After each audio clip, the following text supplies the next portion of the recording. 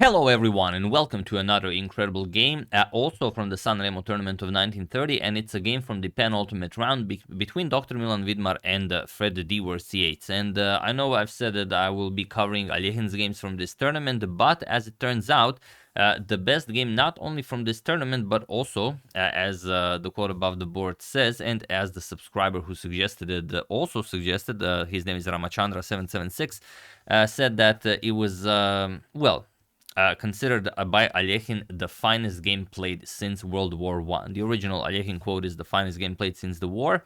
And as you know, today we call it World War I, but in those days World War II hasn't commenced yet, and they just said since the war. And there's no actual proof Aljechin ever said it. It's been repeated throughout books, throughout articles, throughout history. But, for example, famous chess historian Edward Winter says that we can't really pinpoint the exact moment where Aljechin supposedly said this. I'm not saying that he didn't. I just thought, you guys should know that before we go into it. But no doubt that he has talked about this game, as has everyone else, as it is really an incredible game. And it also, we just finished the game Aljechin versus Fred, Aljechin versus Milan, and now we will check out the game between the two of them. And someone also mentioned in the comments of the previous video that why am I referring to Milan Vidmar by his actual title, as he was a doctor. So I was calling him Dr. Milan Vidmar, but I did not refer to Aljechin as Dr. Alexander Aljechin. I have no idea why. It's just that, since I know about Milan Vidmar, everyone's referring to him as the doctor. And while Aljechin was a doctor of law, he never actually practiced law in any way, even for a single day. So, it's like when you're, let's say, you're as tall as Shaquille O'Neal. You're not going to be, looking into becoming a football player. Maybe basketball is your thing. And Aljechin was just that good at chess. It doesn't matter what else he could do. He would just play chess and he would do very, very well in life. As, of course, he did. I mean, he died with the World Chess Championship title. Still bearing his name.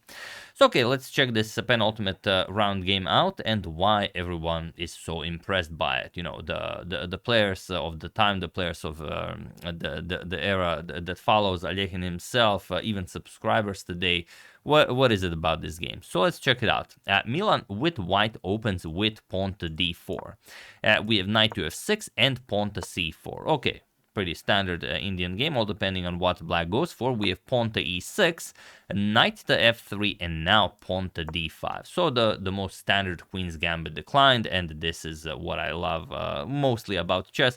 I love e4 openings, I love many things about chess, but watching a game that was played almost 100 years ago where you have the classic Queen's Gambit declined, that is, amongst other things, what chess is all about. So let's see what happens. We have bishop to g5. And nowadays, knight to c3, and of course the Catalan pawn to g3 are more played. But here we have bishop to g5. Even today, it's the third most popular option. Bears the name the traditional variation. Bishop g5, we have knight b to d7, pawn to e3, bishop to e7, and knight to c3. We have castles kingside. And rook to c1, pawn to c6. So again, nothing weird here happening. All been played before and all been played many years after. For example, this bishop to d3 move, it was played maybe not in the most modern era because engines have tweaked opening a little bit, but before the engine era, for example, the Kasparov era, everyone played this. Ivanchuk played this bishop to d3 move in this position. Karpov played it. Topalov played it. So all of the top players played it. We have pawn to a6. Nowadays, d captures on c4 is considered the main move, but okay, a6 with the same idea. Basically, you're gonna capture on c4 at some point. A6 will support b5, and then you will be free to advance the pawn to c5, maybe even without the bishop to b7 and the rook to c8. So okay, we have castles kingside, d captures on c4. I remember when I first started learning chess, and I found this maneuver that you can actually force the bishop to c4 and then win a tempo with b5. I know I felt very proud, of myself. So, it's a nice maneuver to know. B captures, bishop captures, and now pawn to b5. Chases the bishop back, bishop to d3. Other squares are also possible. You can even throw in a nice Zwischenzug. Bishop captures on f6, but bishop to d3. And now, well, again, you can play h6. You can prepare c5 with something like bishop to b7 and rook c8. C5 right away. By our good friend Fred here. we have pawn to a4, and now comes pawn to c4, chasing away the bishop, and now bishop to b1. And the one very important thing about this game is that Fred Dewhirst Yates already played this game a year prior to the 1930 San Remo tournament. He played it in the Karlsbad 1929 tournament against none other than Jose Raul Capablanca, the former world champion at the time. And that game continued by Fred going queen to b6. I'm going to show a couple of moves from that game just to show you how Fred improved for this game. And it's hard to say, okay, of course, Milan knew at the time. I'd be very surprised if he didn't know about this game that Fred played against Capablanca, because players did not deviate as much as they do today. Now you have an engine, and it doesn't matter who you're playing. You play a super grandmaster, you're also a super grandmaster.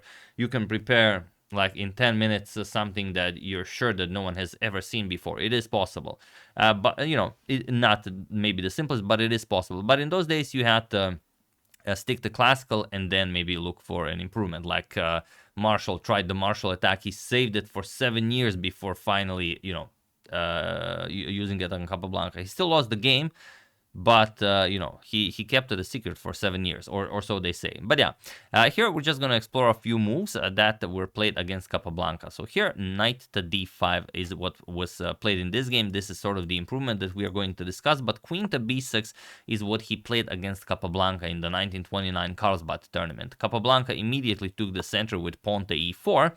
Now you know that the pawn is coming to e5 to again free up the light square bishop. Pawn to h6 was played, bishop to e3, and now after knight to g4, black's position is already, maybe it can be saved with some brilliant moves, but against Capablanca there is no way. Bishop to f4 was played by Capablanca, bishop to b7, and now pawn to e5, and this is now I'll show you what happened. Pawn to f5 was played. Pawn to f6 maybe a little bit better, but still nothing real. h3 attacks the knight, and now, the knight is just trapped. There's no way for you to save that knight. And after rook to f7, Capablanca just launched forward with pawn to d5. And yes, this looks very scary if you actually take the knight and then the bishop comes alive, the queen comes alive at some point. Looks scary, but Capablanca just played pawn to d5, and that's pretty much it. Pawn to b4 was played, attacking the knight, and he finished it off with a beautiful pawn to a5, kicking the queen away from the defense of the e6 pawn. And after queen captures, d captures was played, and in a few moves, our good friend Fred resigned the game. And it was a very nice victory for Capablanca. But interestingly, as I know you guys are interested in that, since you always say, okay, we are very interested in that. The 1929 Karlsbad tournament was not won by Capablanca. Capablanca actually shared second place with Spielmann, and first place was won by none other than Aaron Nimzowitsch. It was probably the tournament of his life, and Aaron won it by losing only one game, and that one game Aaron Nimzowitsch in that tournament of his life lost to our good friend Fred here. So I also thought you might enjoy that, a little bit of info. But after bishop to b1, here Fred does not continue like he did in the game against Capablanca. He actually goes knight to d5. And I was very, very interested in this position, so I allowed the engine to crunch the numbers. I just said, analyze up until infinity, and I'm going to go for a walk. And then when I came back in half an hour, it analyzed it up to depth 60 maybe something, and knight to d5 is the top move recommended by the engine. Bishop to b7 also very much playable, h6 playable, knight to d5 is the engine's first choice. And this is what Fred has prepared for this game against our good friend Dr. Milan Vidmar. As you lose a game to Capablanca in a big tournament, you will be ready for the next time you meet this variation, or you should be, if you want to be a world-class player. So knight d5, we have now, of course, the bishop and g5 is hanging. Milan captures, we have queen captures, and now a captures on b5. Knight captures on c3 first, otherwise you're going to lose a pawn. And now after b captures, a captures on b5, preparing to bring the rook into the game. And here we have pawn to e4. Of course, you want to free up the light square bishop again, so e5 is the move you will play. Rook to d8. Now you have to be a little bit careful. For the moment it's not possible, but if this knight were to ever move and you play e5, then knight captures on e5 and your queen is looking very weird on d1. So pawn to e5 right away. We have bishop to b7 and now knight to d2. The knight is now either coming to e4 or, depending on what Fred plays, the bishop is coming to e4 and then the knight will get to the e4 square. It all depends. If you don't move the pawns in front of the king and you allow this bishop to remain a beautiful piece for the rest of the game, probably knight comes to e4 first, but if you play g6 and the bishop becomes a little less useful, then you trade off the light square bishops well, you get your knight to e4, and with g6 being played, the dark squares will be weak, the knight on e4 will be an absolute monster. So rook to a3, putting pressure on that c3 pawn. You know that b4 will come at some point and you will have created a passed c pawn. Pawn to f4, now again with some very nice ideas like queen to h5, the bishop already attacking, the knight coming to e4, f5 maybe can be played, maybe rook f3, rook h3, if you deal with the bishop somehow. So pawn to g6, you have to decide what kind of a game you want to play, and here pawn to g6 says that okay, you're stopping pawn to f5, you're limiting the power of the light square bishop, and that's why Milan goes bishop to e4 right away. Knight to b6, the knight is coming to d5, and first of course bishop captures on b7. We have queen captures on b7, and now queen to e1, looking to get the queen over to h4, maybe you get the queen to h6, maybe the knight comes to maybe f3, g5, and you have some sort of a checkmating attack against the black king. So knight to d5, putting more pressure on that c3 pawn, and knight to e4. And this is now a monster knight. Well, not maybe a potential monster knight, and this knight also very strong, putting constant pressure on that c3 pawn. We have rook to a2. Now you also have to be careful, some checkmating threats are possible if the knights move. We have queen to h4, and now rook d to a8, preparing to go rook to a1. Or, if you're not careful, maybe something even like rook to e2 followed by rook to a2, and then good luck defending this position. So rook to f2 played right away. Interestingly, rook to f3 is the best move here, but it's not easy to see how you actually get it over to h3, because rook to a1 will be played right away, and once you capture, let's say captures and capture, the king comes to f2, rook a2 check, you will have to go king to g3 if you don't want some sort of a repetition, or even if king to g1, queen to a8 will be played, and then it's again very nasty if rook a1, then queen to a2 comes, could be interesting. But after king g3, yes, it can be played, but then your rook on f3 is looking a bit weird. Unless, you're not going for a kingside attack, it's just nicely defending the c3 pawn, and you're, very happy here. So, okay, after rook d to a8, rook to f2 was played, and now king to g7. Rook to a1 is stronger, but in the game, king to g7 was played. We have rook c to f1, and now queen to e7, just offering a queen trade. A very interesting idea here would be just to capture and go pawn to b4. It's sort of a theme of this game, whether to play b4 and when to play b4. But if you play, let's say, captures and captures because you do not want to allow rook to a1 check, you can play pawn to b4, and probably why Milan decided against it is that, why Fred decided against it is maybe this knight to d6 move. And, okay, it looks a little bit weird. You have to decide where to put the queen, and then maybe pawn to f5 can be played. And after e captures, c captures on b4, let's say pawn to c3, b5, a lot to calculate here. And after queen to a2, maybe even some knight to e8 check action, as now the rook cannot capture, the queen would hang. And if you go king to f8, now comes knight to f6, and okay, you get this weird position where black is better. After queen c4, black is the one who's still pushing for the win. Whether you can win it, it's up to the player, of course. But in the game, queen e7 was played. Fred just offered the queen trade, and Milan declined it.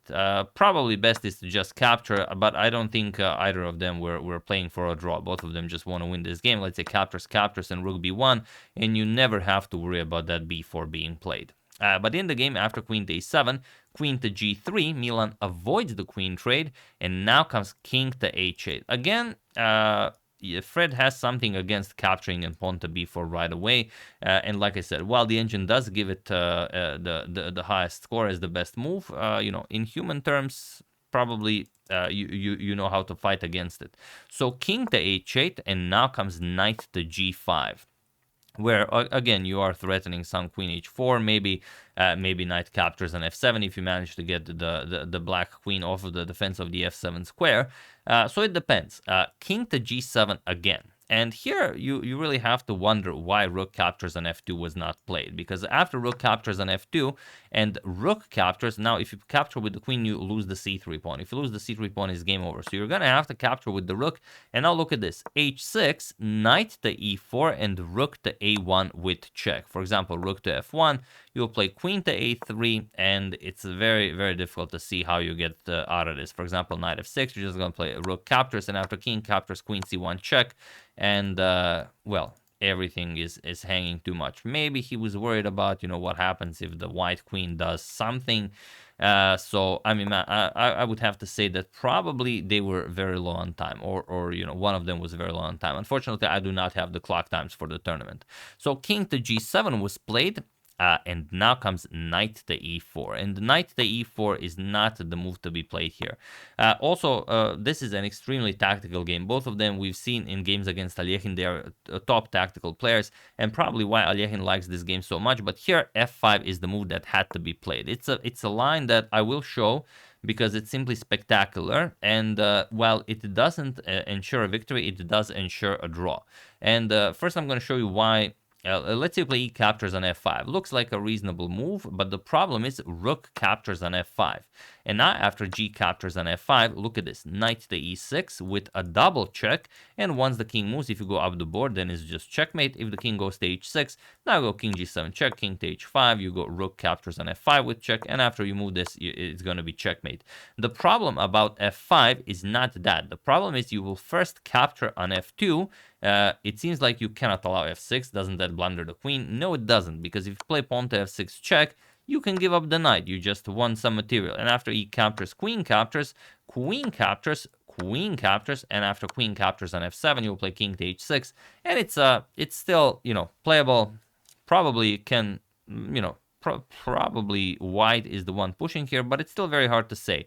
You're not checking that black king on h6, and well, b4 b4 is coming. So, it's definitely a position to consider. But knight to e4 was played, and now we have rook to a1. Again, rook captures on f2 followed by pawn to b4. For some reason, Fred just doesn't like it. So here, rook to a1 was played. Pawn to f5. Here, knight to d6 was much better. Knight to d6 actually combined with pawn to f5.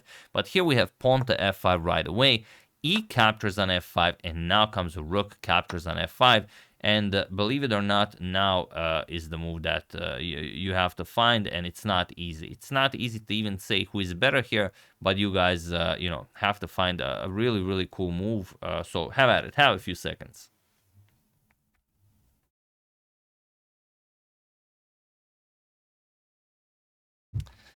So the move here, and it is the move, of course, we've been discussing for the entire game, is pawn to b4. And of course, now Fred finally plays it. But this is only the second most interesting move of the game, as we are going into that. Now, what's the problem? It seems like you can play rook captures on f7. You can't really, because this rook is pinned. You're just going to play queen captures, and this rook cannot move. It's pinned by the rook on a1.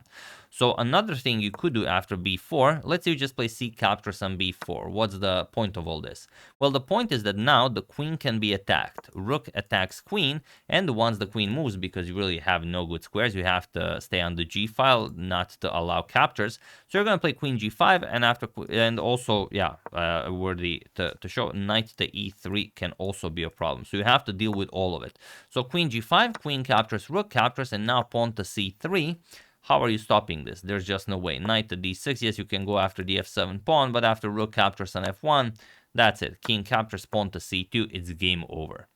So after pawn to b4, look at this. Rook to f2, the only move available in the position to keep the game going, and now comes rook 8 to a3.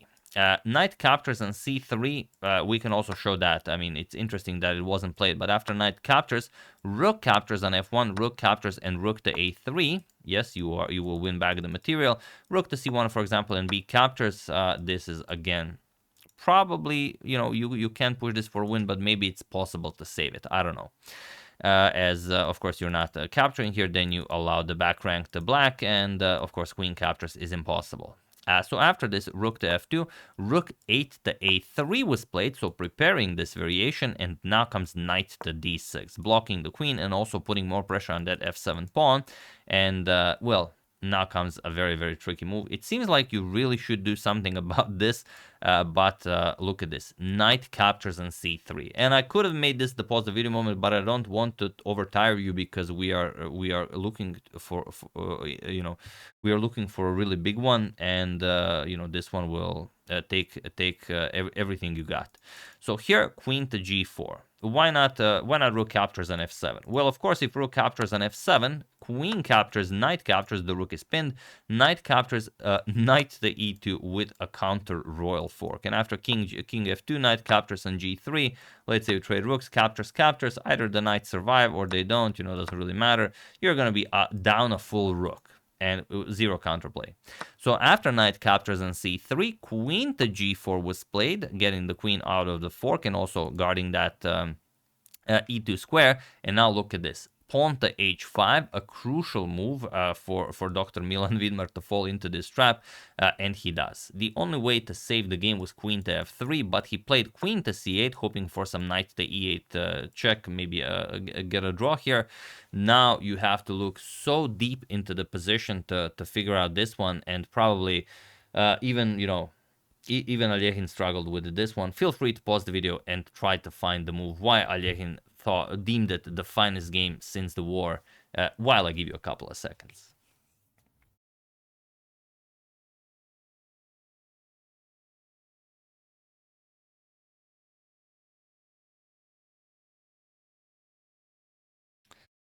So, for those of you who were able to do it, congratulations on solving the finest game since the war. And for those of you who just want to enjoy the show, it is knight to e2 with check.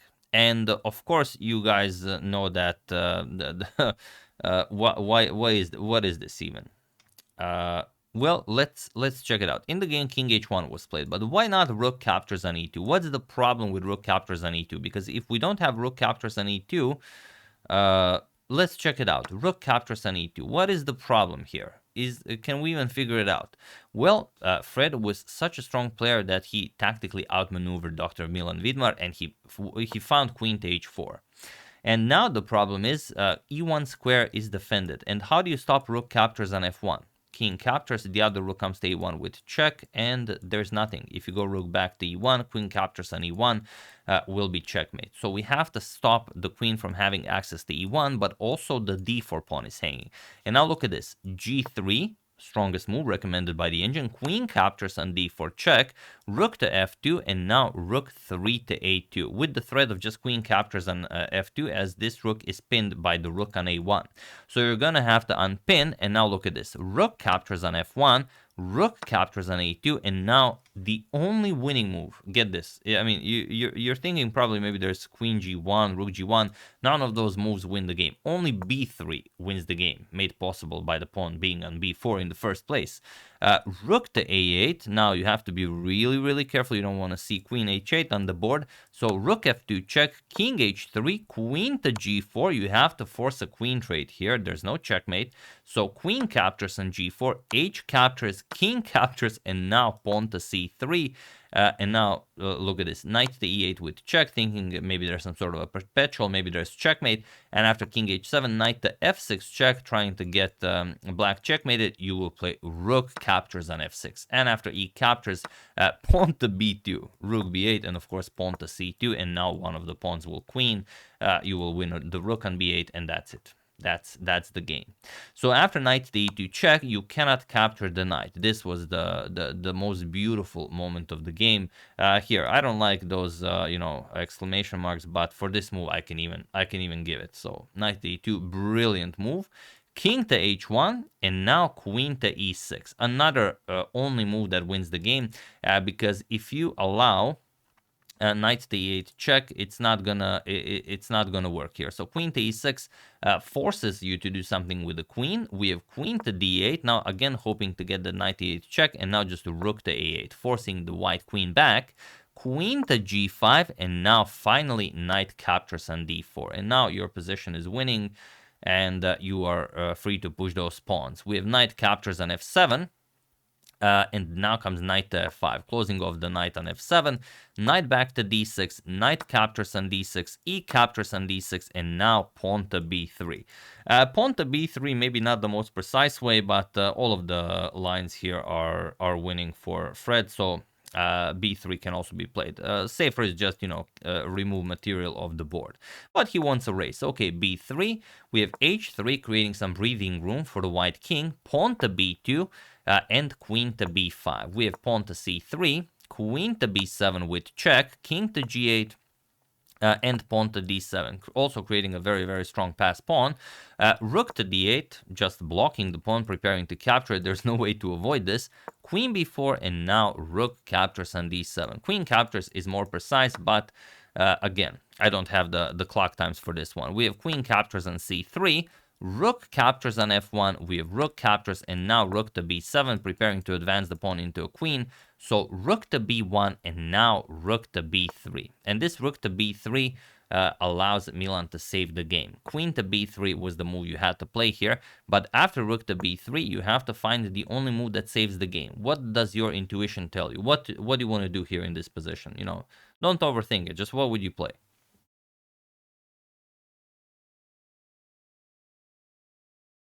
Well, more often than not, when you have the entire board at your disposal and you have a queen, the best move is to centralize the queen as much as possible. And here, it's not just the case about centralization, it's that you're covering some squares that are really, really important. But in the game, queen to c2 was played, and this allows for a very, very neat trick. It seems that now Fred has no option but to guard the pawn, because if you give up this pawn, it's all over. And also, if you allow queen to c8 with check, you're not going to be able to avoid a million checks and then well, basically a draw by repetition.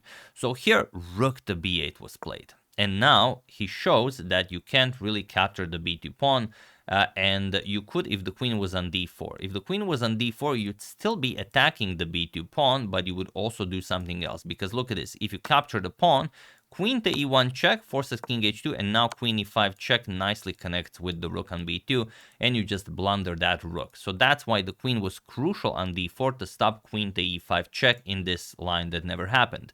So after rook b8, queen to c3 was played. And now queen b3, and that's it. Now it's completely winning. You would win it, your uncle would win it, your uncle's friend would win it, everyone would win it. So here, queen e5, we have rook to b7 and queen to e2. Now it's merely a matter of how to get the queen either to attack the rook, or somehow how to get the rook over to c1 to deliver check. Queen to b4 was played, we have queen to f2, and now queen to c3, queen to f1, and king to g7. We have king to h2, getting the king off of the back rank, queen to e5 check, forcing the king right back, king to h1, and rook to c7, and there is no defense against rook to c1. And also you cannot capture as the pawn is being defended. So queen to d1 was played, and now a very, very simple queen to f4, guarding the c1 square one more time, and he was in this position on move 59 that Dr. Milan Vidmar resigned the game, as there is nothing more to be done here. You could capture the pawn. You don't really have any other moves because rook to c1 is coming whatever you play. Also, king h2 is impossible, so you might as well capture it. And after rook c1, you're gonna, well, you're not gonna play that, but you're gonna maybe give a check first, not to lose the rook right away. You're gonna move the king, and then something like captures. You get this position, both players with 2 pawns on the king side, but it's a queen versus a rook. And for those of you who are maybe new to chess, I could also show you really quickly how to win this. It's merely a matter of pushing those pawns, opening up the white king, and that's it. Something like queen to e3, let's say rook f7. You just have to make sure that you don't get your rook picked up along the way. So let's say queen e5 check, you're going to go back, g5, we're going to push some pawns here. Rook to f1, pawn to g4, let's say captures, and whatever white plays, doesn't really matter. g3 is coming, and that's it. Now you're out of moves. Let's say rook to f1 is played, and you just nicely checkmate that white king. King h1, queen to h4 check, and queen to h2 is checkmate. So you either win by checkmating, or even if you don't checkmate, even if you don't manage to checkmate the white king, you will force the white king into the open, you will force the white rook away from the white king, and then you will use your queen to check both the white king and the white rook, and then win the rook. Yeah, very, very incredible game. I've spent quite a lot of time analyzing it. Sorry, I've made it a half an hour video, but the game is extremely complicated, and Alehin was definitely right. It is one of the finest games. I don't know if it's the finest game or if Alehin even said that, but it's definitely a game to see from this tournament. And thank you very much for suggesting such a wonderful game. Uh, you know, very happy. I doubt that I would show it actually without you suggesting it, because even though I do, check out some of the games, and even analyzing the games, I look up old history regarding those games, maybe, who said what about who or about which game. Maybe I missed it. So thank you very much for suggesting such a gem. And yeah, if you don't remember, I do show the standings every video. So we already know Alehin demolished everyone, crushed the tournament completely without losing a single game. But it was Fred Yates who finished fifth with 9 out of 15. But and also Milan Vidmar 8 out of 15, not terrible in the upper half of the tournament. We're not gonna make it any longer a video. So yeah, really hope you guys enjoyed that. I would like to thank Tabor Fool, William Fuller, Timothy Rosen, Mark Henley Brennan, and William Smith for your contribution to my channel. Thank you a lot. I really appreciate it. As usual, you can check 2 of my previous videos here. Thank you all for watching, and I will see you soon, continuing to check up on your wonderful suggestions and whatever else happens in the chess world. So thank you all. I will see you soon, and have an excellent rest of your day.